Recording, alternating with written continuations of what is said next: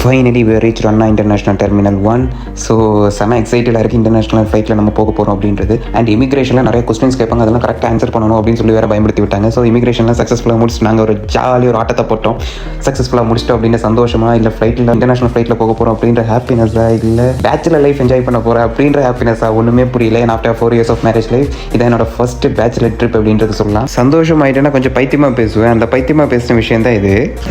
Guys, இவங்களுக்கு ஒன்று கிடைக்கணுமா, அதுக்காக இவங்க போய்கிட்டு இருக்காங்க. நல்லபடியாக என்ஜாய் பண்ணணும் அப்படின்றது மட்டும்தான் என் மைண்டில் இருந்துச்சு, வேறு எதையுமே யோசிக்கக்கூடாது. ஏன்னா இந்த சான்ஸ் திரும்ப நமக்கு கிடைக்காது அப்படின்றதுக்காக ஃபர்ஸ்ட் இன்டர்நேஷ்னல் ஏர் ஏஷியா ஃப்ளைட்டில் நம்ம காலை பதிச்சுக்கிட்டோம். ப்ரீவியஸாக சொன்ன மாதிரி நம்ம ஒரு கண்ட்ரியில் 2 கண்ட்ரி போக போகிறோம்.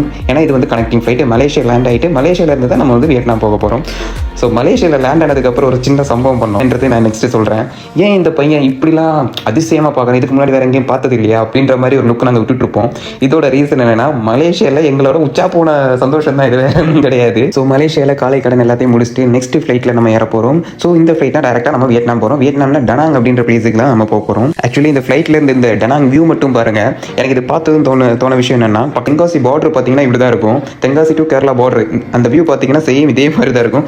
அந்த வியூ தான் எனக்கு ஃபீல் ஆச்சு. ஓகே, ஃபாரின் கண்ட்ரி பயங்கரமாக இருக்கும் அப்படின்னு எதிர்பார்த்து போனேன். ஃபஸ்ட்டு வியூவே கிளைமேட்டு இந்த இதெல்லாம் பார்க்கும், இந்த வியூலாம் பார்க்கும்போது எனக்கு அப்படியே சான்ஸே இல்லை. வா, நம்ம வேறு லெவலில் ஊர் தான், நம்ம ஊரில் போய் தான் என்ஜாய் பண்ண போகிறோம் அப்படின்ற ஒரு மைண்ட் செட்டில் தான் வந்து லேண்ட் ஆனேன். கைஸ், வெயிட் பண்ணுங்கள், நெக்ஸ்ட் விளாக்ல பேலன்ஸ் மேட்டர் எல்லாமே சொல்கிறேன்.